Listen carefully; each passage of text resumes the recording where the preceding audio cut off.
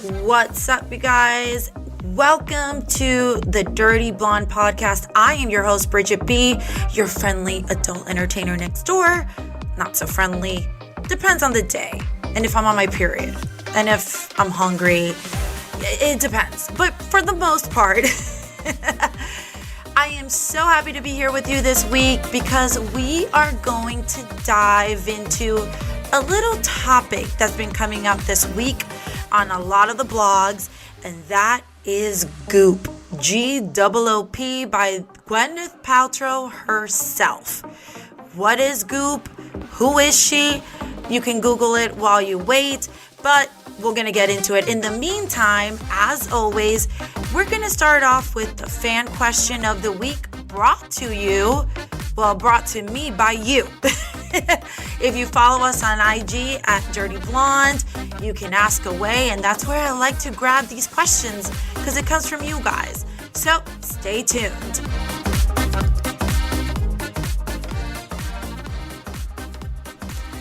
I'll tell you what, you guys, this is a great week.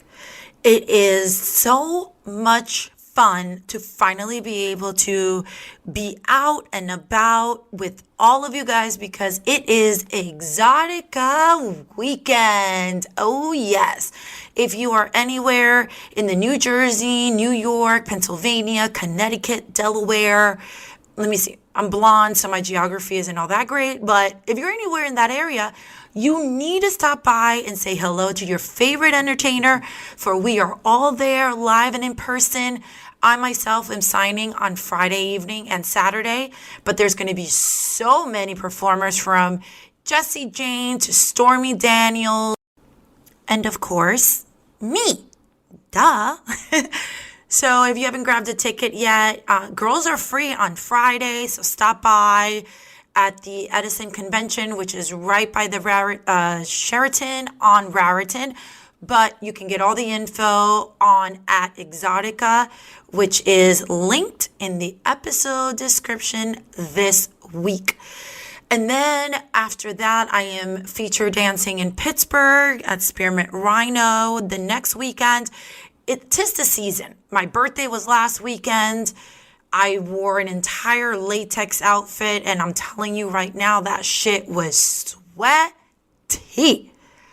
I have so much respect for the entire BDSM, S&M, whatever you want to call it, 50 Shades of Grey community, because you all are the shit. For anyone who wears latex on a regular basis, there's something very powerful about it, and it's a topic that I'm going to get into in another episode, but it was really empowering, but it was just really fucking sweaty. I felt really sexy, and I was walking all through Vegas. Shout out to Absinthe for totally taking such good care of my group. My manager was Monica. She was so amazing, and she just killed it, and she put it all together, and I had no idea, and I was surprised with like front row seats, and they were so fun. They really took really good care of us. And then we went to Encore, and we had dinner, and it was just a shit show. But amongst the shit show was the latex outfit that if you go to my Instagram at This Is Bridgette B, you could see the outfit. And I'm thinking about wearing it this weekend, but I don't know because it's just so damn hot. So I'm going to have to see just how cold it is in Jersey. So if you see it, take a picture and then tag me so I know that you were there and let me know if you thought it looked hot. So as you know, I like to start the show with a good, juicy, sexy fan question. And this one was super appropriate for the week because of the topic. And the question was, of course, as usual, I protect the dirty and I protect the innocent or the not so innocent. So I don't give out specific details, but you know who you are. The question is there an erotic movie scene that turns you on to watch? Now, I'm assuming we're going to talk about mainstream movies because obviously as a performer, there's different, as a performer, I look at porn differently. differently than you do. I myself am extremely critical, and I'm looking at a lot of things that the average viewer isn't looking at. So let's take it as a mainstream question. And abso-fucking-lutely, one of the sexiest scenes that I've come across is from the movie Summer of Sam, which is including John Leguizamo and Mira Sorvino. Such a sexy 2-3 minute. It's a scene somewhere in the middle, more of the front middle, where Mira Sorvino is in a red dress and she's dancing up on John Leguizamo to the song Got to Give It Up by Marvin Gaye. Just go watch it. The movie is fun, but that scene is so underratedly sexy. Now, if you know the movie and you've seen it, I would say for the majority of us that have seen it, we can all agree it's the sexiest scene ever. She's not naked, they're not sucking dick, and they're not doing any of that. There is, to me, again, as a performer, I'm looking at things a little bit differently. And in the movie, Mira is quite the submissive wife to John Leguizamo, and John is very much the prick. John is a dick. But in this 3 minutes, Mira has this found sexiness to her. She has this little bit of naughtiness and this bit of, you're gonna do what I say. With the dance sequence, she pushes him up against the wall and she's dancing up on him. And he's looking at her in the eyes of, damn, this is my bitch. And that's what's sexy to me. It's the whole, what they're doing outside of the norm. And for 2 or 3 minutes, they're enjoying it. And that to me is very much the epitome of all that is sexual wellness and, enjoying adult entertainment when you are of sound mind and body and consenting adult. So that to me is very sexy, that you can for a couple of minutes just be entertained. So while they're going through all of this Summer of Sam situation, for a couple of minutes, they're enjoying themselves and they're dancing, and she's not being submissive. She's being quite the dom. So very sexy, must see, watch it, let me know. As always, thank you for the question. And as always, it leads me right into today's topic. And I am very much interested in getting you guys' opinion. So for that, thank you so much for the question, and let's get right into it.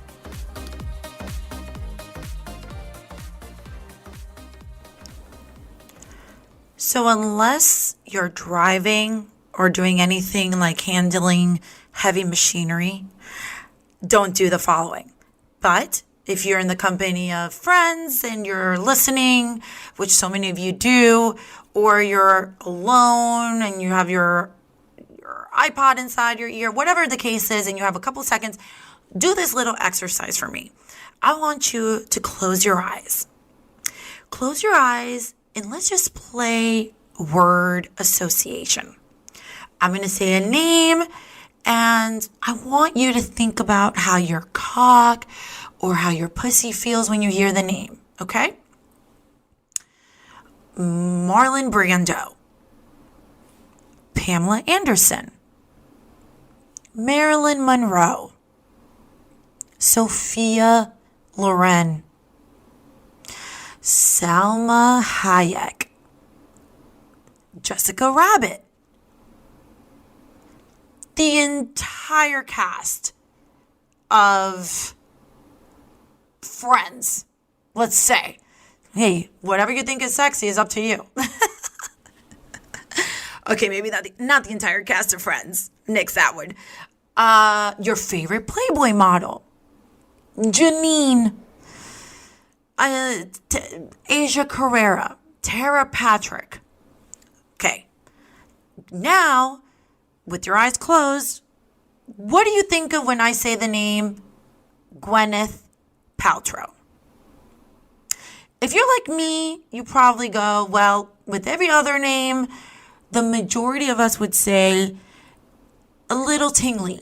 When I hear the name Marlon Brando in his day, when I hear Robert De Niro, when I hear Sean Connery even, I think of sex appeal. When I think of Sophia Loren, when I think of Salma Hayek, when I think of Pamela Anderson, Carmen Electra, my pussy gets a little wet because you think, you're thinking sexy thoughts. It's the human body. It's natural. But when the name Gwenyth Paltrow comes up, I can't exactly say that the feelings of fever anywhere in my body comes up.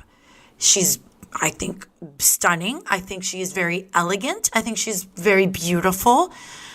But not exactly the epitome of sex. Now, let's go back to the beginning of all of this because we have to be very careful in stating that I agree that not everyone's taste is the same. I've said in many previous episodes, I'm not everyone's cup of tea either. A big titty blonde chick doesn't exactly satisfy everyone's taste. And that's absolutely fine. But for today's topic, and what's interesting for me is that Goop, which by the way, by definition is slang for rude or ill-mannered, which by the way, when I close my eyes and I think of Gwenyth Paltrow, I kind of think of her being rude in bed. I'm not going to lie. I absolutely consider her and her personality, for whatever reason, to be that of a taker, not a giver. I feel like she doesn't even bother to give a blowjob for more than 2 minutes. I kind of feel like Gwenyth Paltrow isn't someone that would swallow. And that, ladies and gentlemen, is extremely rude. But could I be so far off? Yes. Yes, I am. Because if there's one thing that I hope this entire podcast does is open your eyes to being less discriminatory on adult entertainment, because that's where I'm from. For what the saying is true, you cannot judge a book by its cover. So if this is the case, then this woman, Gwenyth Paltrow, who doesn't exactly exude sexual confidence, has created a $250 million empire, all based around, you guessed it, sex. Now, I don't know if you're in the know, and I'm not sure if you're privy to what's going on in Hollywood, but as a performer, I am very much aware of my surroundings because I have makeup artists and I have hair artists and I have, directors and photographers who, in fact, are very much prevalent in mainstream. And allegedly, it's very well known that Gwenyth Paltrow is very much the connoisseur of a certain sex club in Beverly Hills. Again, it's all allegedly, but this kind of makes sense, right? You have someone who doesn't exactly exude sex, quote unquote, a closet freak? Oh, yes. And I mention this because you kind of have to put all of these thoughts together for things to make sense at the end. So work with me here, right? For this empire to have developed as big as it has within the last couple of years, the headlines being so prevalent in the last couple of weeks because Goop has come out with a sexual wellness product called DTF, which if you are a Jersey Shore fan, shout out to Pauly D and Vinny. And the situation, DTF, means down to fuck. And Goop has made a candle that was completely sold out in the hundreds of dollars called This Smells Like My Vagina. So this $250 million empire based around sex is not only created by a female who, when you close your eyes, the last thing you think about is sex. Well, Bridgette, who's her audience? Who is wanting this sexual wellness? The same people that feel ever so comfortable to head over to Goop.com's website to buy this $500 vibrator, all because Gwenyth Paltrow and co. say it's the most fabulous thing. Then there lies the question. Who the fuck cares? Plain and simple. Bridgette, who the fuck cares? I don't care. I'm not a fan. I don't watch Goop. I don't know even what Goop is. Because if you're here, we're going to assume that you are a porn connoisseur, or that you are at least mentally and physically in tune to the world of adult entertainment. The reason for me as an entertainer that this is important is because the viewer, the listener, you are the reason. You are the reason that I'm even here as a performer in a $1 billion industry known as porn. But when someone like Gwenyth Paltrow gets an empire of this stature, gets the mainstream press, gets the, ooh, she's so fabulous. This is like amazing. Oh my God, I never thought of using a vibrator or having a candle that smells like a vagina. Is the same group, and it's the same behind the scenes of people that are profiting off the back of adult entertainers without showing the support. Because let's be real. Will Gwenyth Paltrow show up to Exotica this weekend? Hell no. The last thing Gwenyth Paltrow will do is show up to Exotica. But she's known to go to the sex clubs in Beverly Hills with her men. It's something that is quite known, and is something that, if I'm not mistaken, which is why I will say allegedly, but she has admitted to. And it seems that she herself then is, quote unquote, a closet freak who found a way to make money and do something that she enjoys. Well, more power to her, right? Great. Work smarter, not harder. So if I think about it a bit more, her fans are those that are extremely sexually curious and have found an outlet deemed, quote unquote, appropriate, because it's human nature to feel like you belong to something. So basically, your closet freak in the sheets compared to the typical average, I'm not saying we're average, we're anything but for the typical adult industry fan, we are outwardly sexually positive. We let our freak flag fly. And because we are consenting adults, why should we be closeted about it? Why should Goop and Gwenyth Paltrow and co. think it's okay to sell a candle that smells like her vagina and profit off the backs of an industry that has made it possible for something as natural as sex to be enjoyed? This is quite the conundrum. Is that the word? This is exactly why this podcast was created, because of an outlet for those such as myself. So if we connect the dots, which I am an advocate for in every sense of the word, if we connect the dots, it all leads to the same end result. Having a $250 million plus empire created on the basis of basically sexual wellness goes to show you just how important it is for this topic to be embodied, for this topic to be not kept in the closet, for this topic to be embraced. Because at the end of the day, we are all humans. And sex is just human nature.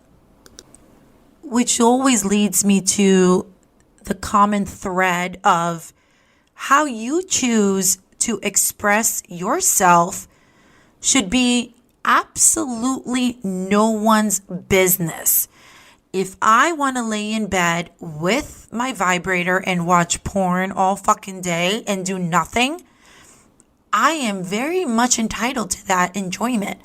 Versus maybe someone else in wherever they are in the world thinking that a candle that smells like Gwenyth Paltrow's vagina in the hundreds of dollars, I think it's quoted, or a vibrator that's worth $500, I mean, it better be made out of gold, is the way that they want to express their sexual positivity and wellness is none of my business.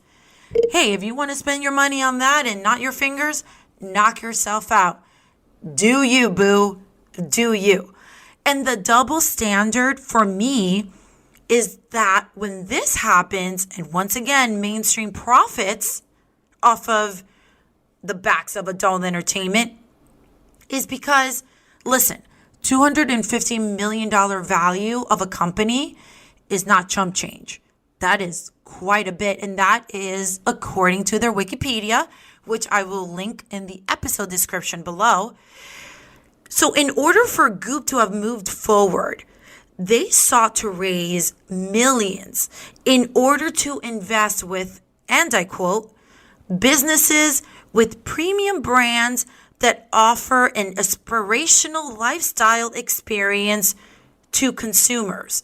And between the 2016 and 2019 years, Gwenyth and Goop raised an investment of about upwards in the $80+ million range from financial backers that back other businesses such as Huffington Post, Clout, and Venmo. The same mobile payment service owned by, you guessed it, PayPal. Oh, you mean PayPal? That absolutely does not allow anything sex related to be paid through them. For all of us in the adult entertainment have been shut down from using its service for anything. But wait a minute, why financially back Goop and say not Pornhub? They're both sexually positive and they provide wellness in different ways, of course. And that, my friends, is $1 million answer. Because until porn becomes a respected form of entertainment for consenting adults, companies like Goop will profit from the same closet freaks that are secretly enjoying the $1 billion+ industry. And yet, the favorite entertainer of yours can barely keep a PayPal open due to its discriminatory terms of service. Bottom line, ladies and gentlemen, once companies that are respected, quote unquote, by the masses support adult and adult entertainers by providing not only the outlet, but a positive approach, we just got to continue to develop our own damn thing. As the saying goes, when you can't beat them, you do it better yourself. Or, wait, was that just me? No, I made that one up. Yeah, I made that one up. And that, ladies and gentlemen, is a wrap for this week. You know, I like to bring things up that come across my way and that I think is important for not only the adult entertainment community, but for all of us who are just fans and who are looking for things to be just a little bit more equal, don't you think? Thank you so much for tuning in. As always, any and all information will be in the description of this episode. Don't forget to follow Dirty Blonde on the Instagram at DyrtyBlonde. And of course, if you are around New Jersey this weekend, come and join us at Exotica or meet me at Pittsburgh. All of that is in all the Instagram. And I have brand new merch that you've asked for, and I'm so excited to bring to you from a very amazing designer. He designed it for me, and you'll get all the details on that. So just make sure and follow. I love you guys, and remember, always stay dirty. Till next episode. Mwah. Bye. This week's episode is sponsored by Good Girl Cannabis, a cannabis line created by females who thought it was about damn time that being sexy was seen as good and not fucking bad. Follow Good Girl at Enjoy Good Girl on Instagram, and make sure and stay tuned for all that is coming up with this brand, because it is something that I am so proud of and I can't wait to share with you. So make sure and follow at Enjoy Good Girl, and the link is in episode description below.